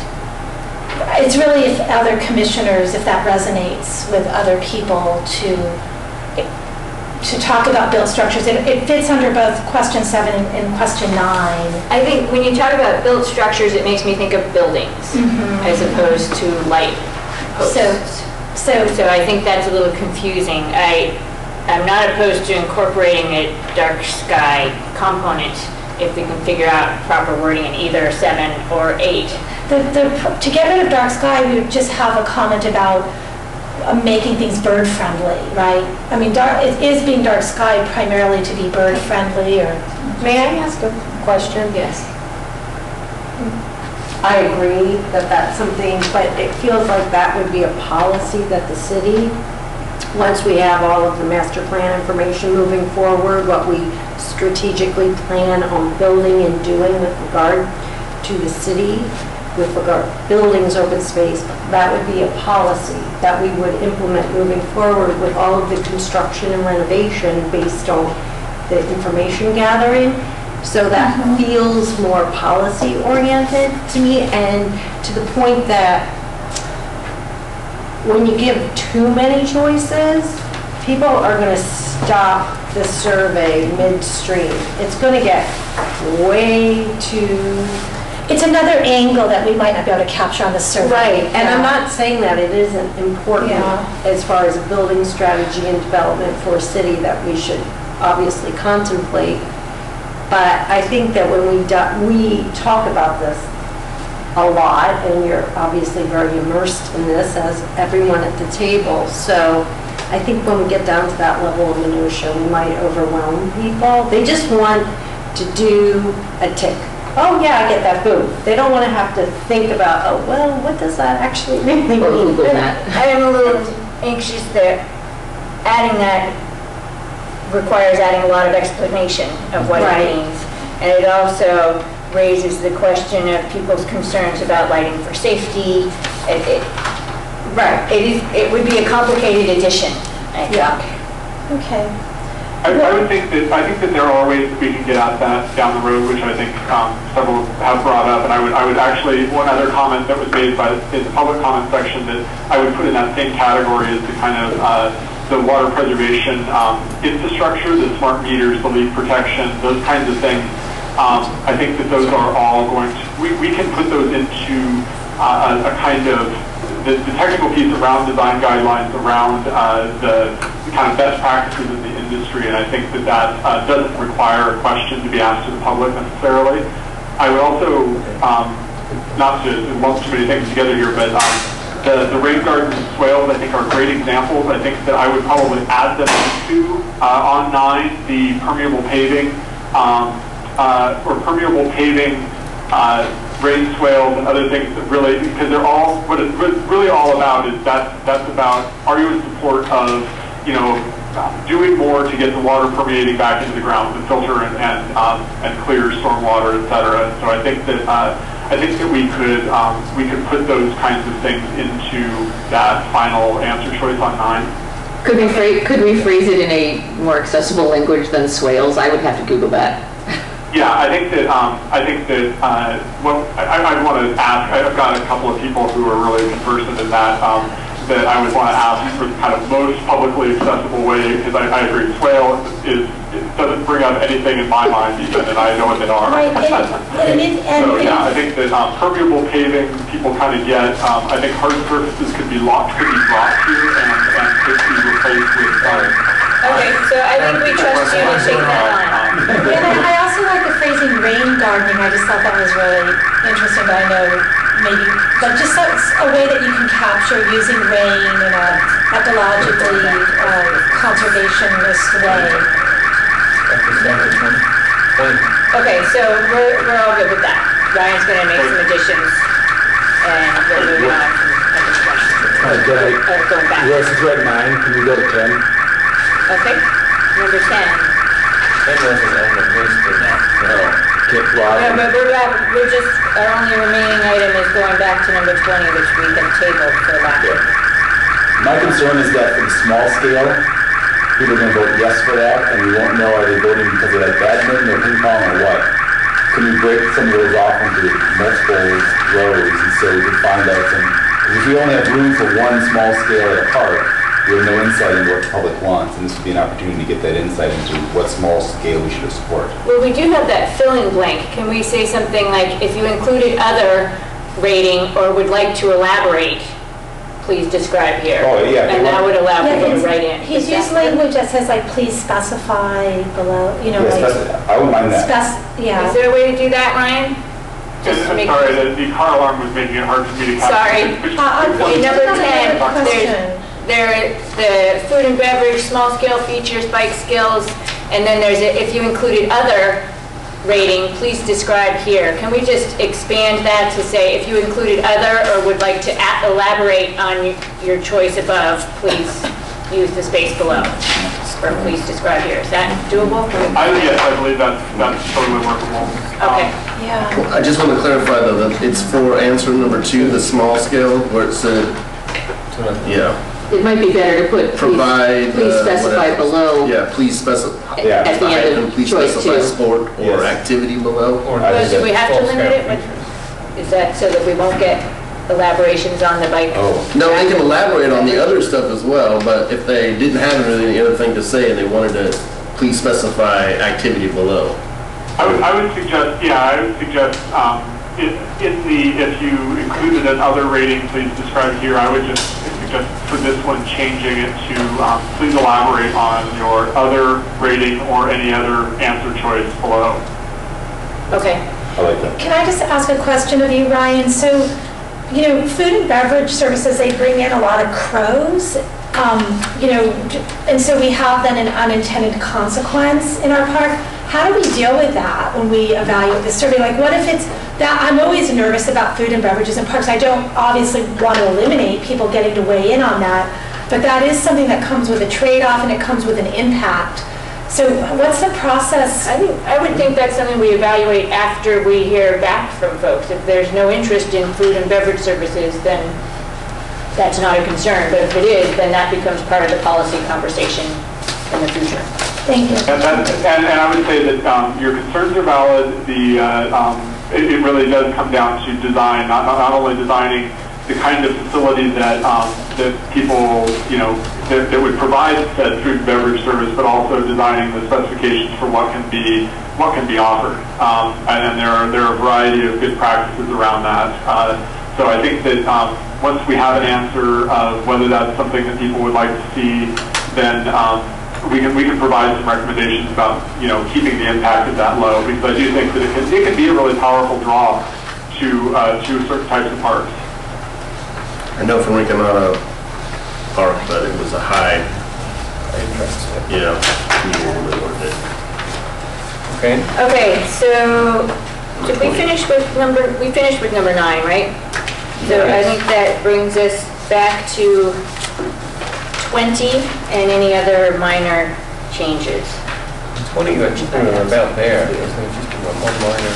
So 20, was that where we were concerned about the businesses? We had decided, I believe, that we were going to use the word local, or maybe we hadn't fully decided, but that was on the table.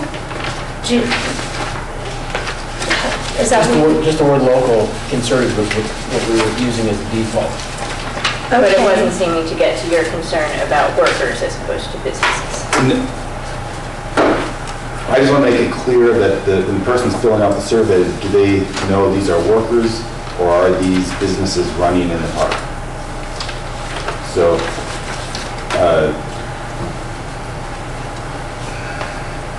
how about available to residents and non-residents equally? It's the same as choice 1, isn't it? Yeah, available. No, because it allows, oh no, yeah, it is the same. You know, you bring up a question, doesn't choice one imply? I mean, if I'm a worker or my business sponsors a picnic and we're keeping a case for using the park. no, not so much that. Is the business, are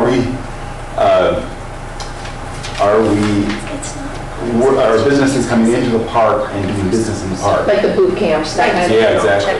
That's the point. Oh, I didn't know you meant that. I didn't either. Yeah. I didn't know. So when I read businesses, there was confusion in my mind when I was thinking, what would I answer? Are these businesses coming into the park and running, or are they workers that work at the business? That's not even allowed by city ordinance for business to come in and operate in a park, unless it's, you know, a sanctioned, you know, service that the city council has approved by contract. So this is really relates to corporate events of local businesses. Leisure stuff around the business. Okay, is there another phrase in the business? Can we say corporate events? Or can we say? You rent the space. You regulate it through renting. Local workers? Seems like there are two different distinctions. I've been available for corporate events and, you know, local workers. As well as residents? As well as residents. Yeah, I think that. Okay. Can you restate it? When I see business, to me it sounds like a business is coming in and running some No. business. Right, like the boot camp, okay. Available for corporate events and local workers as well as residents equally. That works for me. Yep. It'd be a little clear to say equal availability for, and then list all the things that you want equal availability for. You can do it that way, equally available for. Equal availability for, and then you can specify. When others of you read the first choice that says available on a first come first served basis, was I the only one who said that could also apply to residents on a first come To residents or Applies to non-residents? everyone. Applies to everyone. Everyone. No matter who you Yeah, are. because like what I just said, Right. like priority availability So for the- residents is the second choice. Right, so the it's- second choice includes priority availability for residents on, okay, anyway, no one else had my confusion, I'll just forget it. Okay. Are there any other questions, issues people want to raise? I mean, the one complaint I had was when I look at our priority list, most of these questions don't go to the major priorities that our Parks and Recreation are trying to assess. You know, connectivity, okay, dog parks it does address, playing fields, gym space, passive versus active park space, parking, accessibility, inclusion, balance of programs, balanced habitat ecosystem, facilities condition, public art, or other. So with those priorities that we have, we've hit on some of them, but there's a lot that we aren't. You know, for example, we went to council and said, we need to hire more people because we have this big backlog. Well, what does the public think of the condition for playgrounds? And this would be a good chance where we could ask them, you know, on a scale of 1 to 5, what is the condition of the Palo Alto playgrounds?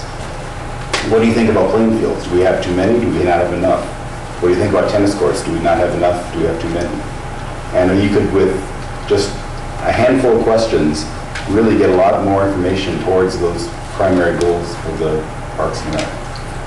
I actually disagree with your first comment. I think we get it, almost all of those things you just listed to some extent. None of them to a full extent, as we don't with any of the other issues. The facilities condition, I think you're right, is not very well represented here at all. Keith, where are you getting your list? This is from the master plan discussion that we had. Okay, I think I have maybe the same list, but I just, Change the key. Oh, so we pause? Pause. All right. Enhancing and improving parks. Right. And then we did break out the 10 and a half acres into a separate question, which I think was a very important decision, so we can get specific information about that as a, obviously, big, separate strategic issue.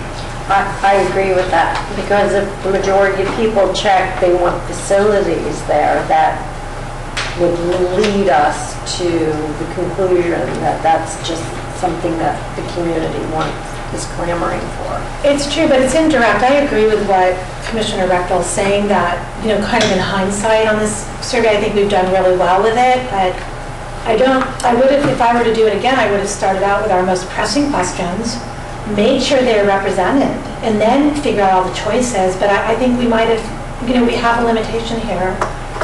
If there's, I don't know how to fix it exactly. If there's something glaring, we could try to add it in.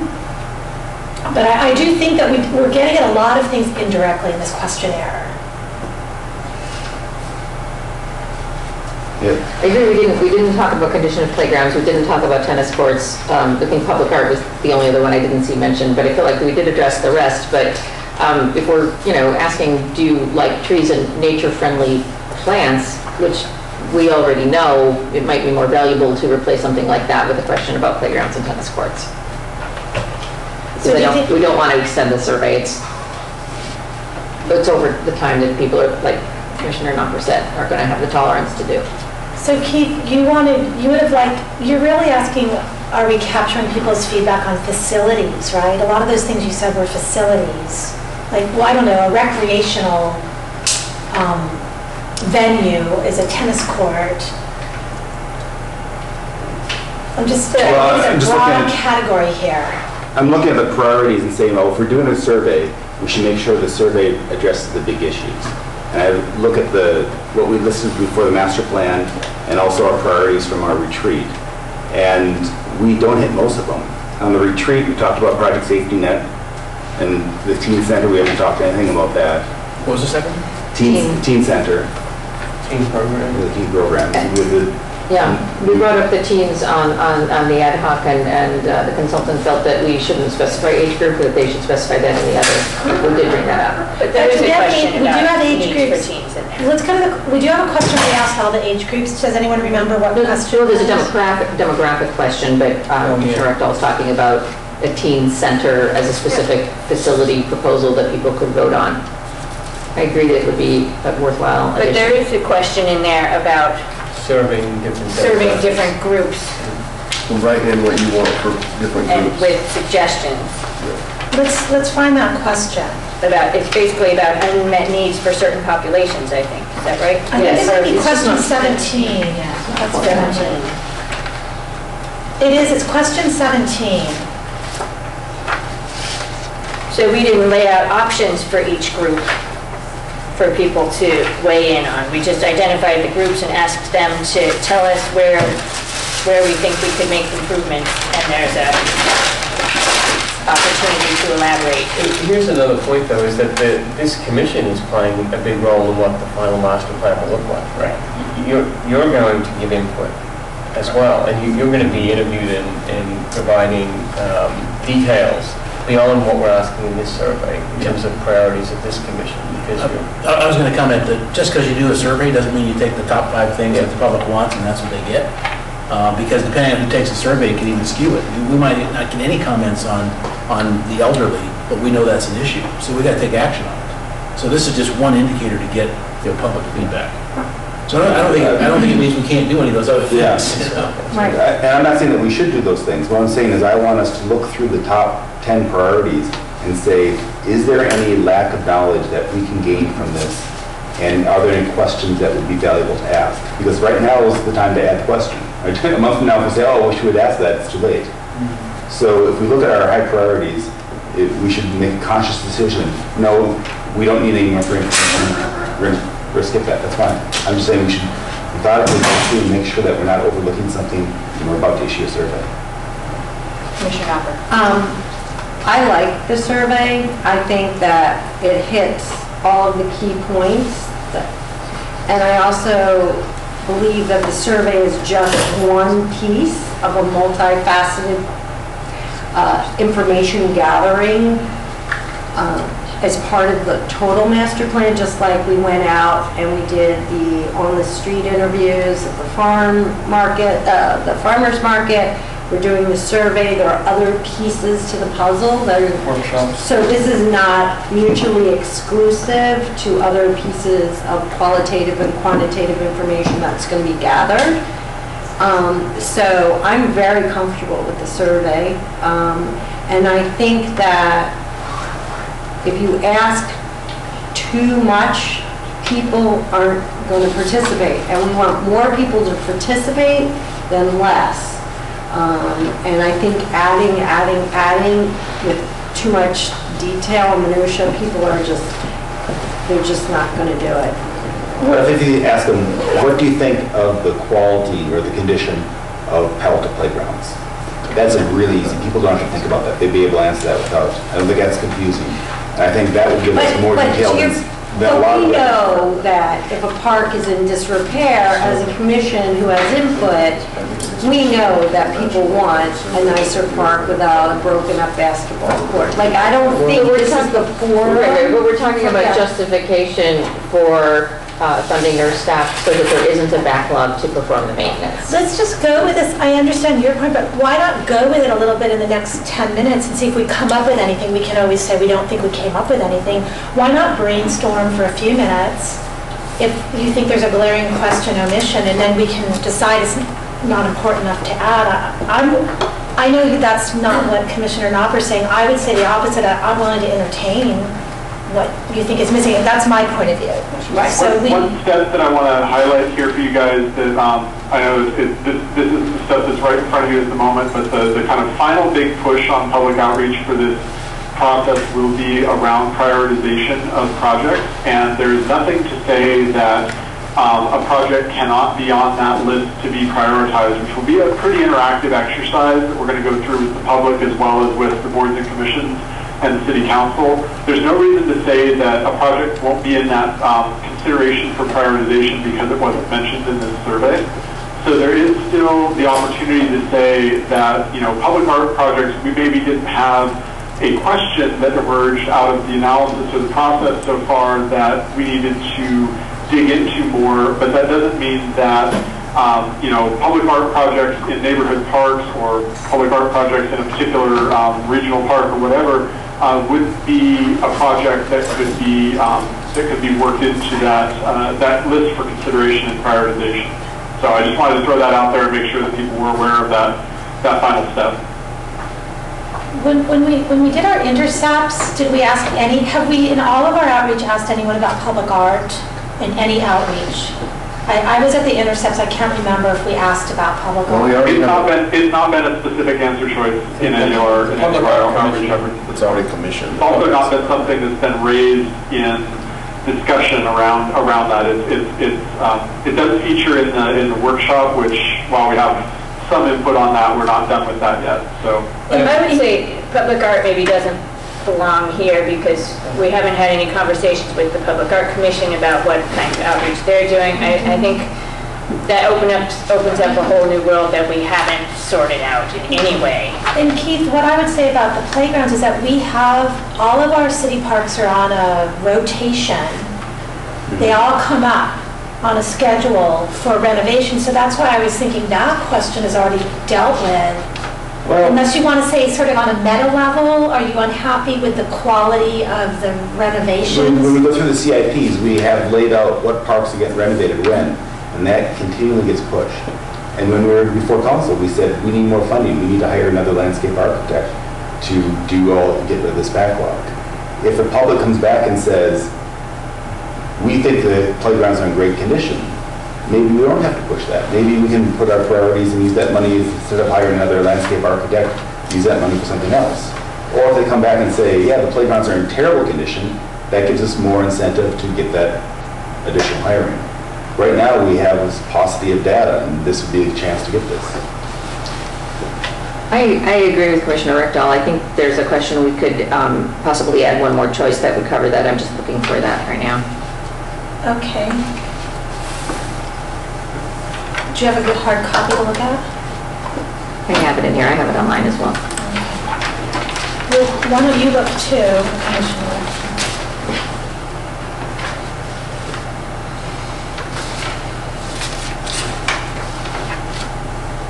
It could go, we have a parks and facilities question on number 10. There's one about adding and enhancing.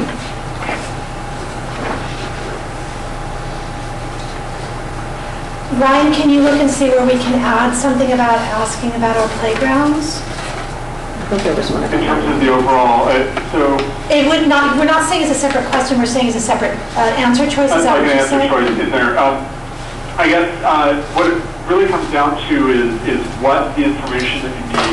Is it the conditions, like the actual age or relative repair of facilities, or is it really about the type of facilities that are available? I think the condition is what we're getting at. I would say that the type of facilities available really, I think we're going to get better response overall from the visual preference exercise in the workshop, because I don't think that people respond well to that in text. We're looking about for the condition and repair. That's what we're looking for.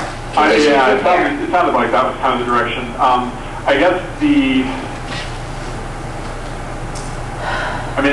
there is the general perception of it. I don't think that that's necessarily a completely accurate or completely useful rating of it. I guess we have asked questions in the past in other entities where we've just asked, your kind of perception of the overall quality of maintenance about either the park in general or a specific facility. How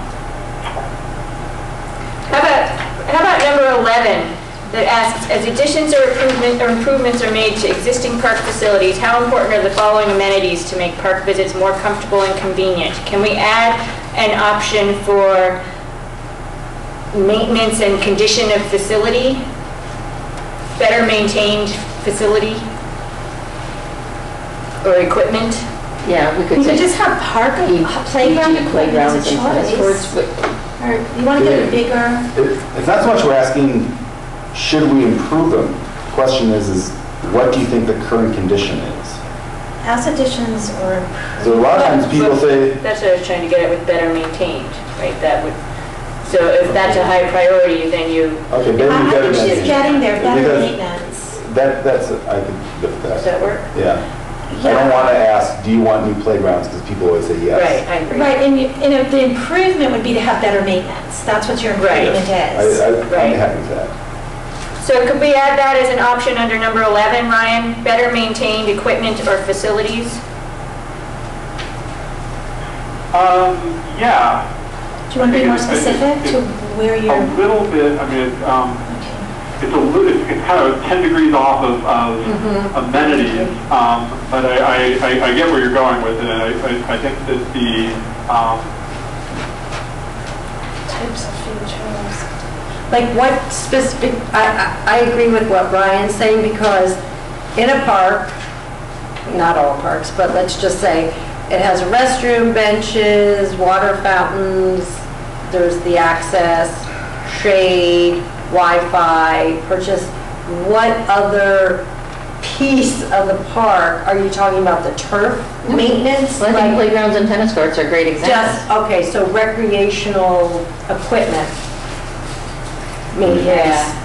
Recreational equipment maintenance. I would include those examples because I think it makes it real clear, whereas if you don't, we don't really know what you're talking It's about. too nebulous, they don't know. You add fields to that too, then? Is it tennis courts, playground to that? We have a specific field question, whereas this we didn't Yeah, have. we do. About We the- already about the questioned. maintenance of fields? What about if we just left it equipment? Because that's a big topic, the maintenance of fields. A lot of people. Because of those, it's like Structures and tennis courts. What I'm really poking at is, what do we renovate? We renovate the playgrounds. That's the driver when we renovate parks. What do we So we do a do? lot of other stuff too, but that's the timeline true. driver. Is the A lot playground. of times turf, yeah, and fields and.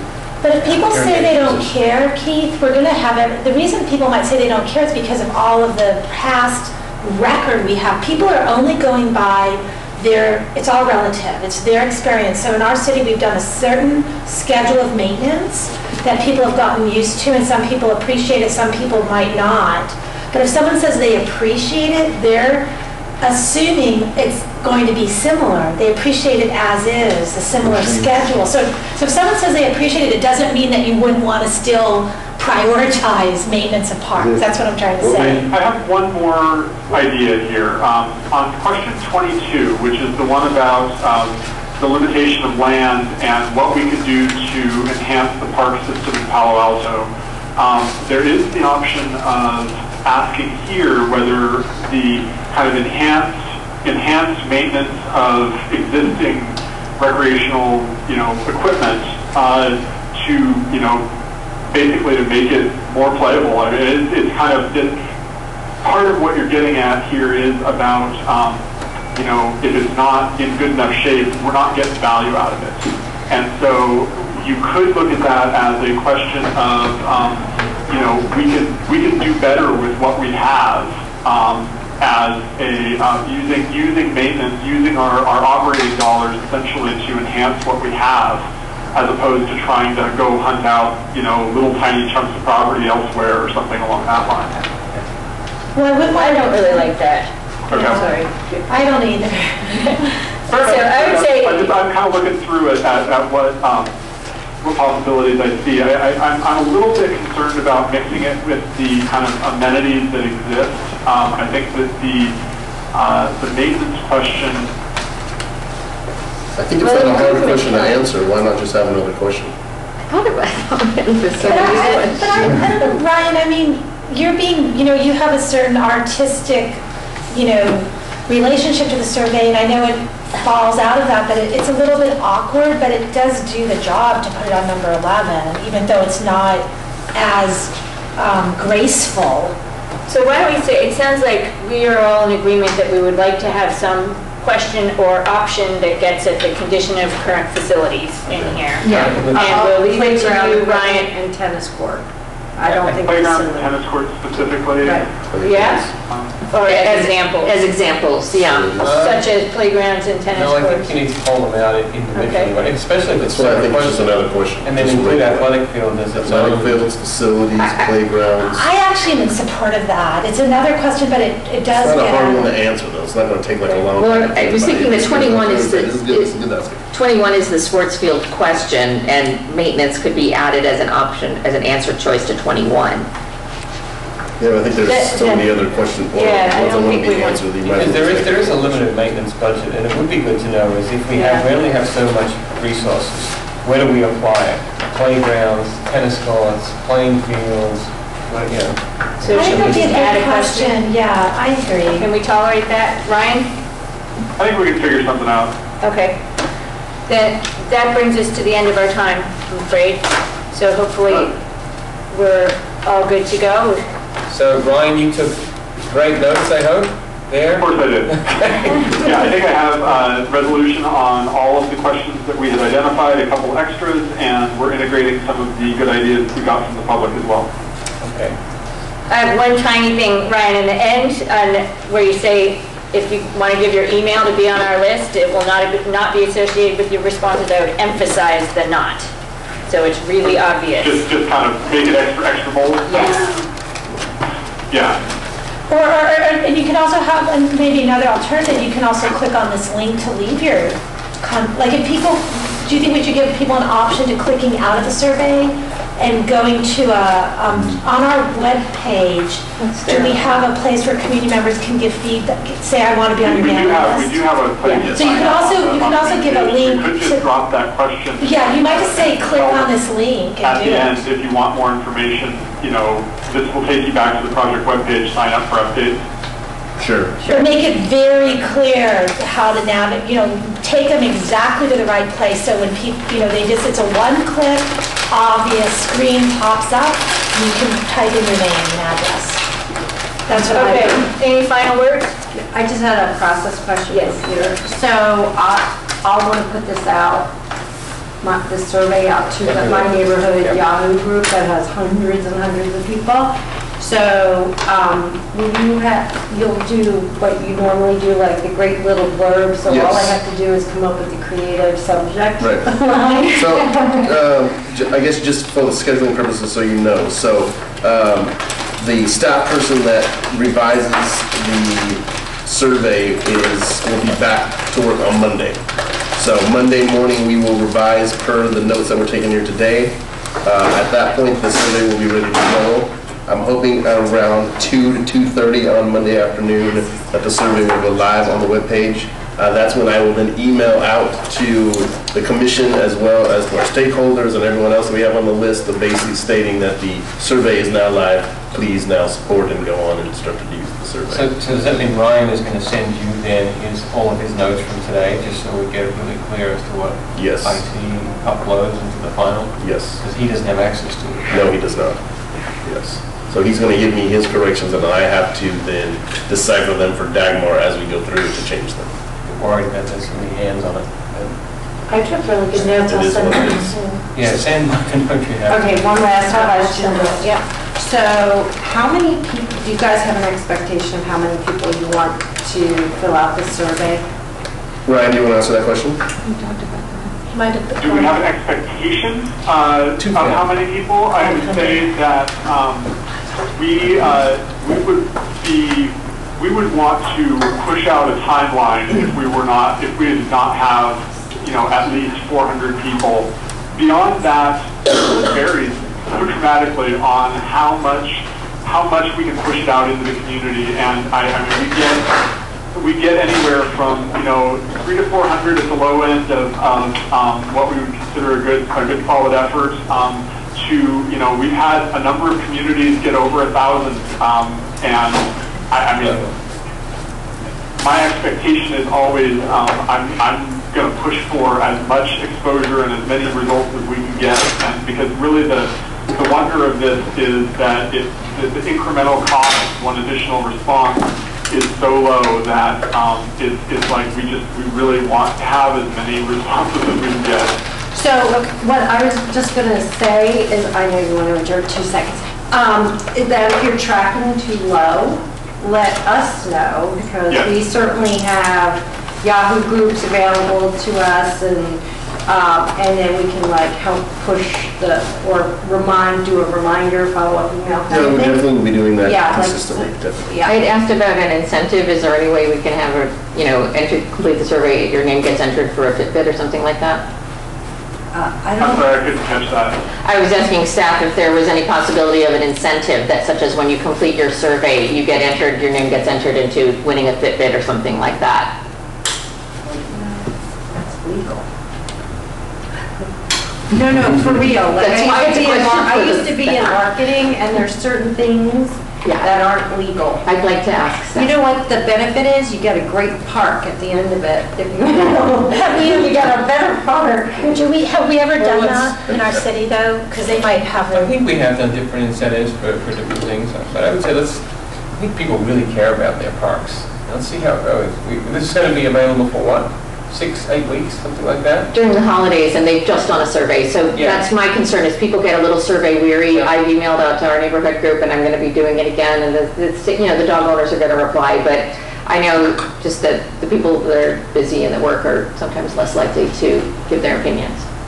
Well, and that's about just tracking the survey as well. So if it comes time to that we have to date when it ends in December and we feel that not enough people have done the survey, then we push the date and we promote again. And we let that go into the new year, basically. So And maybe- there is not like a solid date that this thing has to end. We need to like get good results from it. Definitely, I would say sometime in the middle of January, if we had to open up that far and we still weren't getting good results, we have to make a decision that people just aren't filling it out. But I'm going to say that I feel good about getting a good amount of respondents in this time. So will it go through the Palo Neighborhood Association list? definitely, Okay. yes, it gets emailed out on several lists. I know my neighborhood doesn't do that anymore. It's strange, so we have to figure out other ways. When certain neighborhoods aren't responding, we might have to figure out some other ways to get it out there.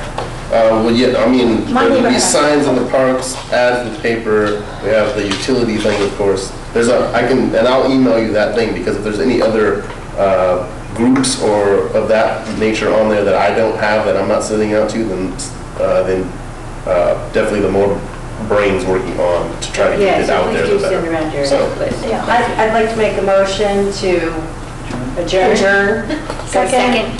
All in favor? Aye. Thank you, everyone. Thank you.